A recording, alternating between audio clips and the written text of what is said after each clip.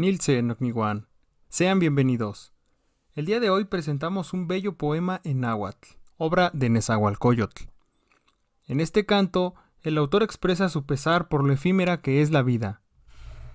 Nada, ni las personas ni las cosas materiales, absolutamente nada es para siempre. Ante la angustia de saber que tarde o temprano él también se iba a morir, Nezahualcóyotl decidió dejar su legado con cantos que evocan su pensamiento. Este es su poema titulado Niquihtoa.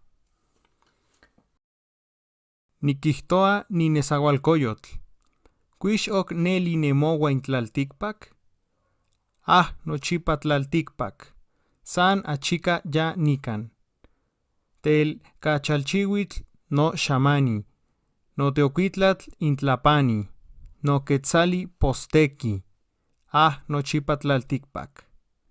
San achica ye nican. Como una curiosidad, este poema fue utilizado por una compañía cervecera para hacer un video promocional de su marca, siendo este el primer comercial en la historia que se hace enteramente en lengua náhuatl.